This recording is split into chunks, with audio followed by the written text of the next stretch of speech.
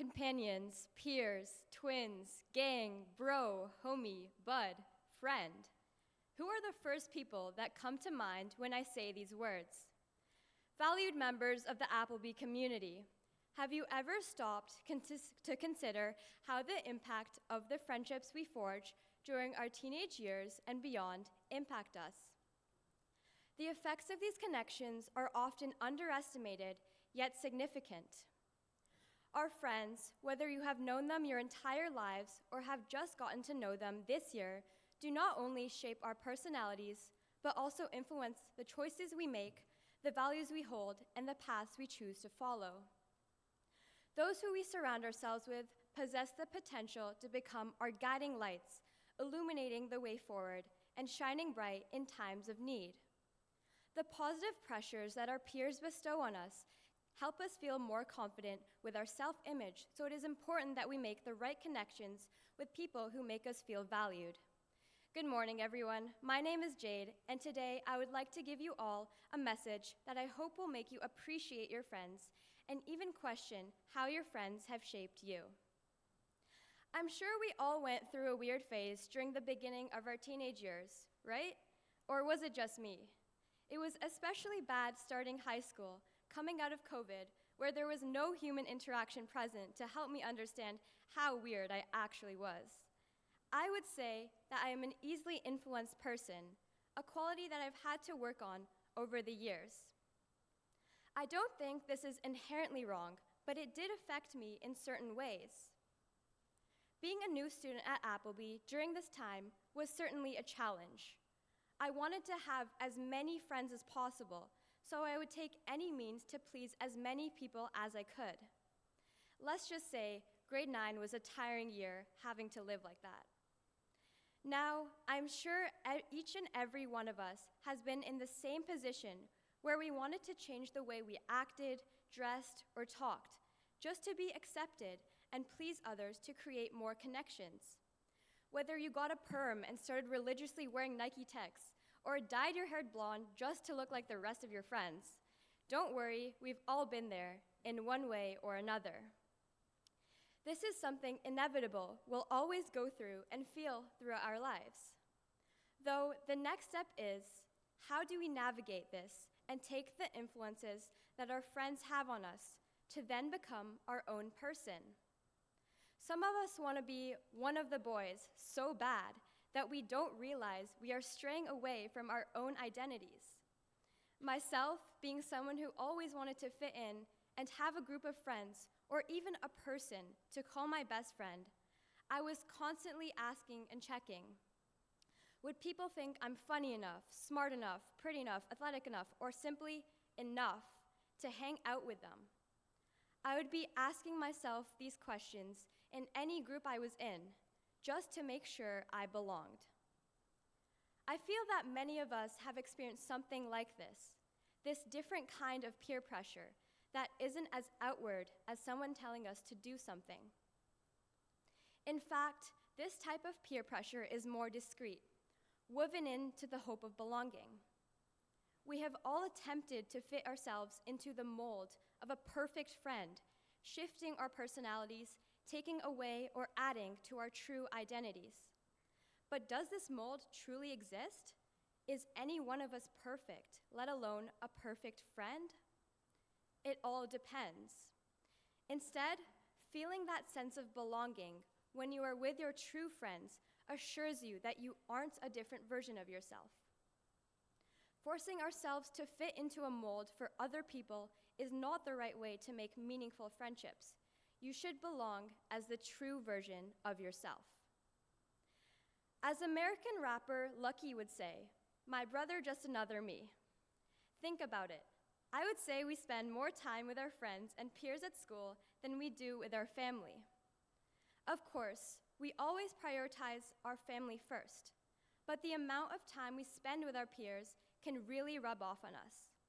Classes, lunches, parties, weeks, months, years on end. To an extent, we become like those who are closest to us. Take my friend Ella and me, for example. We have both influenced each other in such positive ways. When I first met her, I was shyer and I wasn't a great communicator in terms of confrontation and expressing my feelings. The more I got to know Ella and the more time I spent with her, the more I changed for the better. Throughout the years, I've gotten better at speaking up for myself, and I've become more secure in who I am. Being best friends with Ella has instilled a sense of confidence in me that I don't think any other friend could have. It goes both ways as well. After asking what impact my friendship has had on her character, she replies, saying that our friendship has given her a sense of security, knowing she has an unconditional bond with me. Even the smaller things, such as our taste in music and humor, have influenced us to become more similar. Take a second. Think about a friend in your life that you are close to. Aren't we lucky to have this kind of person? We should cherish them because they have impacted who we have become. We experience many ups and downs during our formative years that we navigate in various ways. During times of need, think about who was there for you most. It could be a sibling or family member, but many of us will think of a friend. Those who hold true companionship to us are the ones that stick with us through our rough patches.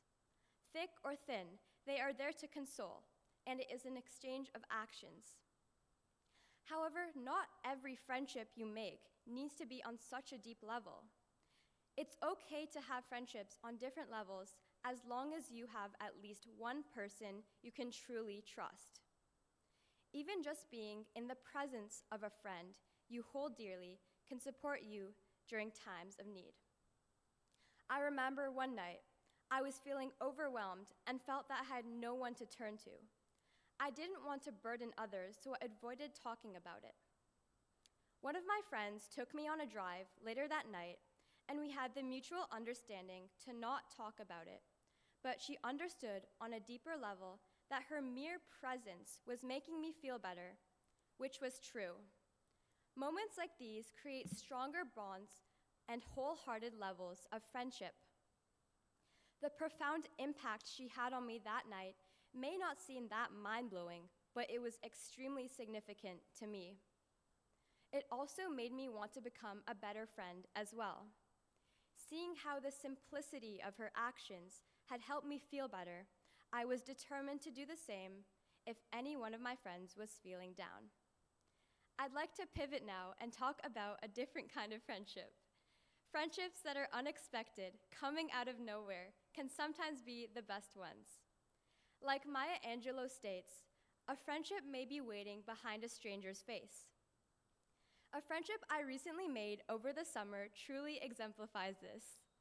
We were always friendly and had classes together, but I didn't really get to know him until the summer when he was in need of companionship the most.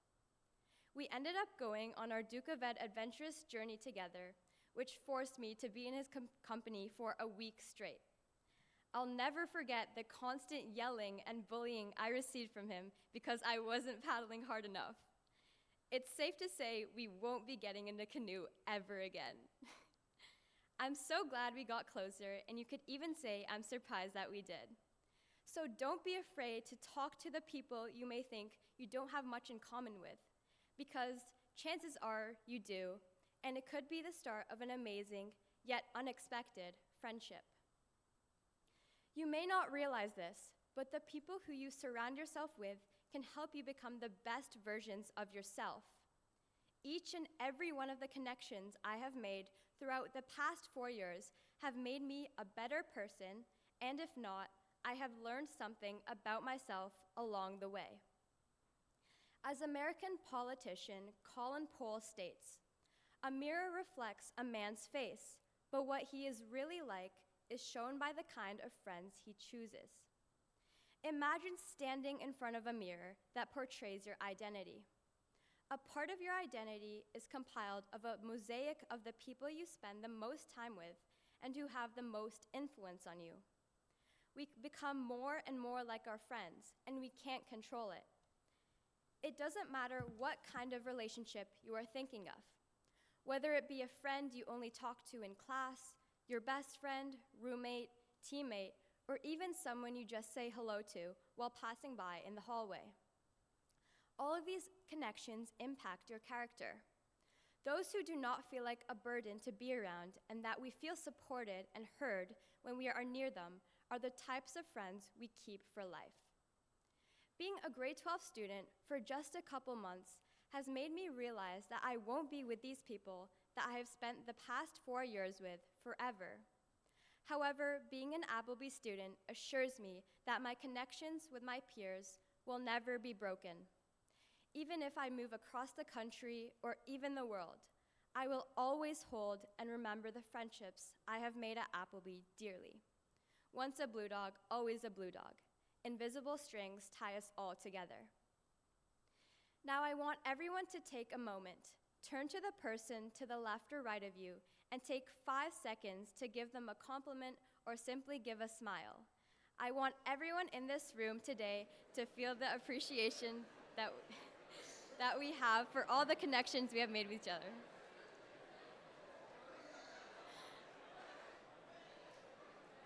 How does that feel? Even a small gesture like that can strengthen our bond as an Appleby community. I urge you to take the time and realize how you've changed as a person because of the friendships you've made. Cherish and strengthen the bonds that you already have, or create new relationships. Who knows, you could have a profound impact on someone you haven't gotten close to this year. Understanding the importance of companionship is what makes us more human. All of us strive for someone we can trust, and I assure you, those right people trust and think highly of you just as you do them. The changes that we go through as a person, whether it would be with our looks, personalities, or values, are influenced by our friendships. Realizing and embodying these indirect influences of peer pressure can hopefully make us better people. While trying to write a conclusion for my chapel speech, it was kind of funny because I was contradicting my message in terms of a chapel speech instead of a friendship. It was challenging because I have this standard in my head of what the perfect chapel speech is, after listening to so many throughout the years. All the conclusions seemed to perfectly finish the speech, in turn fitting it into the perfect speech mold. But like I said before with friendship, there is no perfect, there is no mold. You can only be the best friend you can possibly be, and that in itself is perfect. All the friends we have made up until this very moment have contributed something to us, influenced us into who we are right now. Sitting in this chapel, we are who we are, due partly to our friends. In our past and looking into our futures, friendship will influence who we were, who we are, and who we will become. Now please stand to sing hymn number 26 in the red book.